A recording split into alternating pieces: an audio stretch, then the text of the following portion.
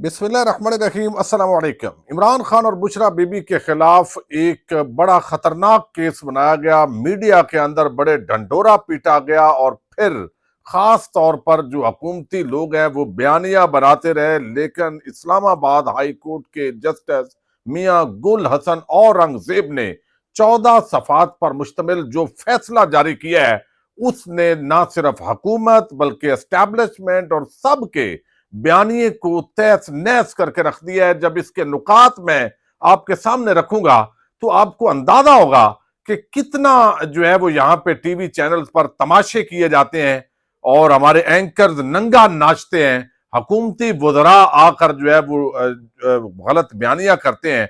और ये है इमरान खान के मुकदमात की जो है वो असल हकीकत मैं आपके सामने रखूंगा। दूसरी तरफ जस्टिस कियानी साहब जो है इस्लामाबाद हाई कोर्ट के, उनके खिलाफ क्या वारदात की जा रही है, ये भी आम डेवलपमेंट है। और तहरीक इंसाफ और हुकूमत के माबैन जो मुज़ाकरात हैं उनमें डेडलॉक पैदा हो गया है। नुक्ता क्या है उस पर भी बात होगी। उम्मीद है वीडियो आप समाप्त करेंगे और हमेशा की तरह अपने कीमती फीडबैक के जरिए इस फायर वॉल को तोड़ेंगे जो इस चैनल पर लगाई गई है।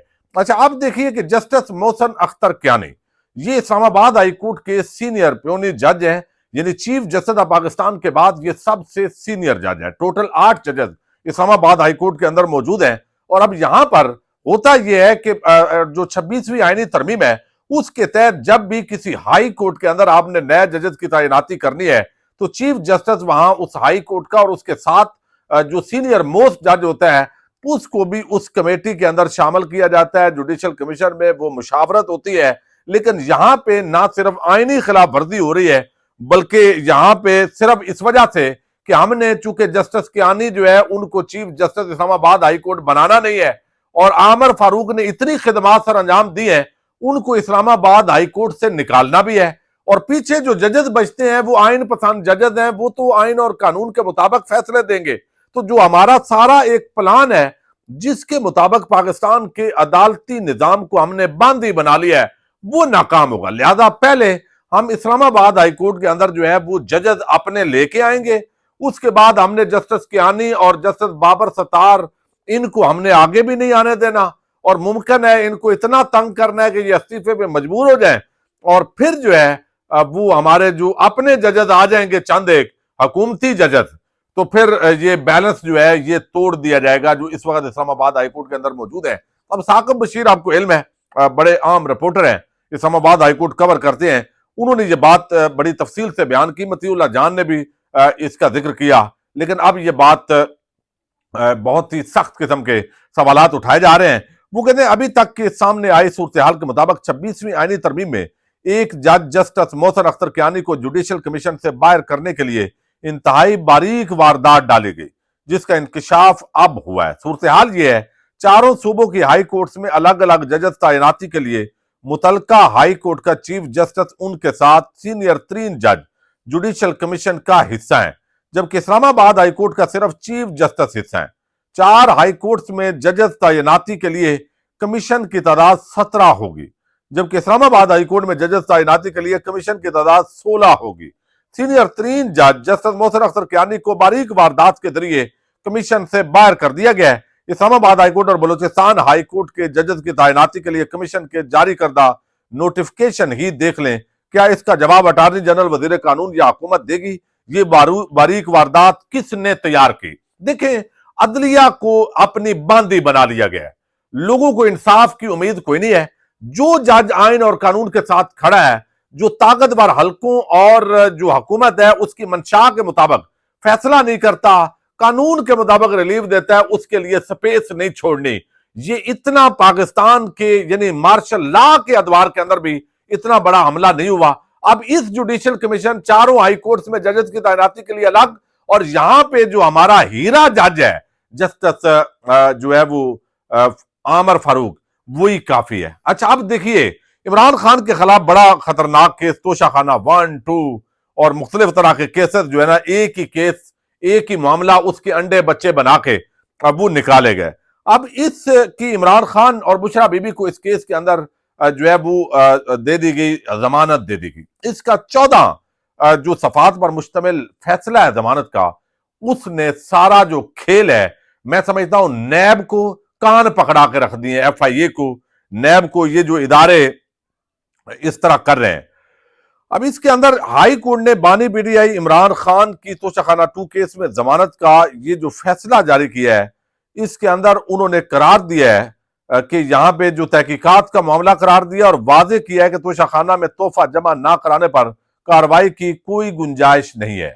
اچھا، جسٹس میاں گل حسن نے یہ 14 صفحات پر مشتمل تفصیل جاری کی ہے۔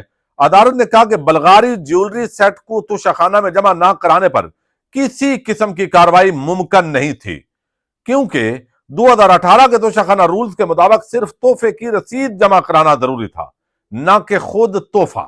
ابھی دیکھیں، یہ بڑا عام نکتہ انہوں نے بیان کیا ہے۔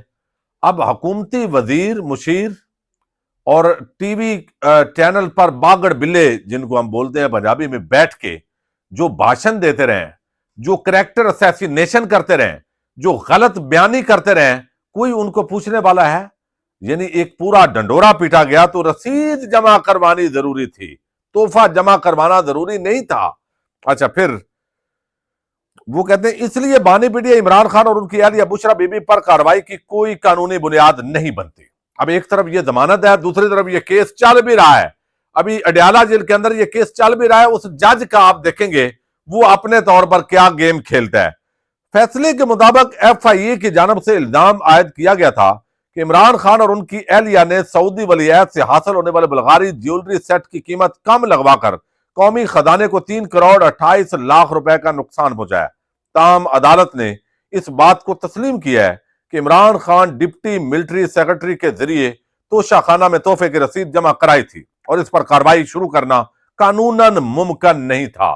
اچھا، یہ ساری جو چیز آج بیان کی ہے نا، یہی موقف عمران خان کا تھا۔ تو اب وہ جو جج ہے نیتا توشہ خانہ کا کیس لے کے چل رہا ہے، وہ پھر بھی آپ دیکھیں گے وہ فیصلہ اپنا سنائے گا۔ اسلام آباد ہائی کورٹ نے یہ بھی کہا کہ 2023 میں کابینہ ڈویژن کی جانب سے ایک آفس میمورنڈم میں ترمیم کی گئی تھی، جس کے تحت رسید کی جگہ تحفہ جمع نہ کرانے پر کارروائی کی گنجائش پیدا کی گئی تھی۔ تاہم پراسیکیوٹر نے خود تسلیم کیا کہ اس آفس میمورنڈم کا اطلاق ماضی کے کیسز پر نہیں ہو سکتا۔ عدالت نے اس کیس کو مزید تحقیقات کا معاملہ قرار دیتے ہوئے ضمانت منظور کی۔ عدالت نے اس بات کا بھی ذکر کیا کہ بانی P T I Imran Khan کی توشہ خانہ 1 کیس میں سزا معطلی ہو چکی ہے اور پراسیکیوٹر نے اس کیس میں بے ضابطیوں کی وجہ سے سزا کو کالعدم قرار دینے کی استدعا کی تھی۔ عمران خان اور ان کی اہلیہ پر گراف جیولری سیٹ حاصل کرنے سے متعلق بھی الزامات ہیں، لیکن اس معاملے میں ایف آئی اے سے براہ راست دھمکیاں دینے یا پریشر ڈالنے کے الزام کو ثابت نہیں کیا گیا۔ تو یہ سارا معاملہ ہے، رسیدیں جمع بھی ہو گئی ہیں، ایف آئی اے نے کیس، کبھی ایف آئی اے، کبھی نیب، کبھی اینٹی کرپشن۔ اس ملک کے ادارے جب کسی کی لونڈی یا غلام بن کر کردار ادا کریں گے تو آپ دیکھیں لوگوں کا کیا اعتماد رہ جائے گا۔ بڑا افسوسناک معاملہ ہے، جڑ کاٹ دی ہے اس فیصلے کی، اور عمران خان کو ضمانت پر رہا کیا جاتا ہے یہ، اور بشرا بی بی کو بھی یہ اس فیصلے کے اندر جو ہے وہ قرار دیا گیا۔ اچھا، اب جو ہے وہ معاملہ ہے عمران تحریک انصاف اور حکومت کا آپس کے اندر جو ہے وہ مذاکرات کا معاملہ۔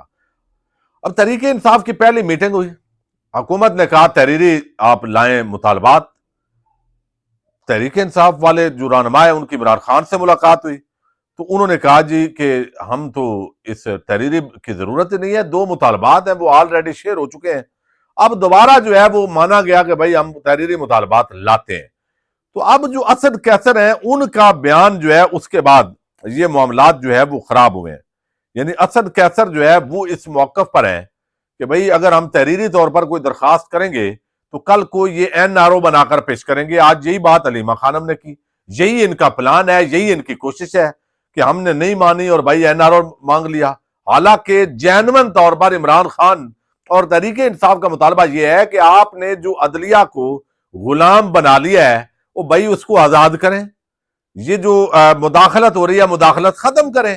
تو میرٹ پہ ہمیں کوئی این آر او لینے کی ضرورت نہیں ہے، ہم آلریڈی ہمارے کیسز ہی بوگس ہیں وہ ختم ہو جانے۔ اب اسد کیسر نے کہا کہ بانی پی ٹی آئی سے ملاقات کے لیے فی الحال کوئی رابطہ نہیں ہوا، اب گیند حکومت کے کورٹ میں ہے، دیکھنا یہ ہے کہ وہ اسے کتنی سنجیدگی سے لیتی ہے۔ کل پارلیمانی پارٹی کا اجلاس ہوا جہاں ممبران کو مذاکراتی عمل کے بارے میں آگاہ کیا گیا۔ پی ٹی آئی کی سیاسی اور کور کمیٹی مذاکراتی عمل میں مکمل طور پر آن بورڈ ہے۔ تاہم بانی پی ٹی آئی سے ملاقات اور مشاورت اگلی مذاکراتی نشست سے پہلے ضروری ہے۔ ہم سمجھتے ہیں کہ موجودہ حالات میں قومی مفاد انا اور ذاتی مفادات سے بالاتر ہونا چاہیے۔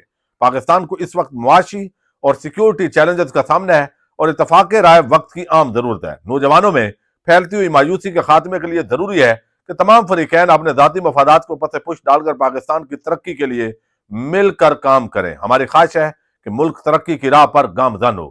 لیکن مطالبات کے حوالے سے انہوں نے کہا بھائی آلریڈی مطالبات دو ہیں، وہ پیش ہو چکے ہیں اور ویسے بھی وہ منٹس آف دا میٹنگ بن چکے ہیں، تو وہی سے وہ لے لیے جائے، تحریری دینے کی ضرورت نہیں ہے۔ اب پچھلی جو میٹنگ تھی اس کے اندر شکریہ بھی ایک دوسرے کے ادا ہوئے۔ اب اس کا آپشن یہ ہے کہ بھئی عمران خان کی جو رہائی ہے اس کا مطالبہ آپ رکھیں ہی نہ، تاکہ یہ نہ لگے کہ عمران خان کے لیے NRO یا اس طرح کی بات ہے، تو آپ باقی جو سیاسی قیدی ہیں ان کے حوالے سے ریٹن دے دیں۔ اس پر آپ عمران خان سے مشاورت ہوگی۔ دراصل تحریک انصاف کا کل ایک اجلاس ہوا ہے کور کمیٹی کا اور سیاسی کمیٹی کا، وہاں پہ انہوں نے کہا ہے بھائی یہ کیا مان کے آپ آگئے ہیں اور یہ کیا آپ نے تسلیم کر لیا ہے، کل کو یہ ہمارے اوپر چپیڑے ماریں گے کہ یہ آپ نے NRO کیا ہے۔ تو اب مذاکرات کے لیے چارٹر آف ڈیمانڈ کے ڈرافٹ میں تمام سیاسی قیدیوں کی رہائی کا مطالبہ تو شامل ہوگا، لیکن عمران خان کی رہائی کا مطالبہ تحریری طور پر مذاکراتی کمیٹی میں شاید نہ پیش کیا جائے۔ مذاکراتی کمیٹی سے کل کی ملاقات اگر جیل کے لان میں ہوتی ہے اور وہاں کوئی ڈیوائس نہ لگائی گئی ہوئی تو چارٹر آف ڈیمانڈ کی ڈرافٹنگ سے متعلق تفصیلی گفتگو ہوگی۔ یہ جو ہے بتایا جا رہا ہے، غلط خبر دی گئی کہ بشرا بی بی سے بیک ڈور مذاکرات ہو رہے ہیں۔ مذاکرات صرف ہماری کمیٹی کر رہی ہے۔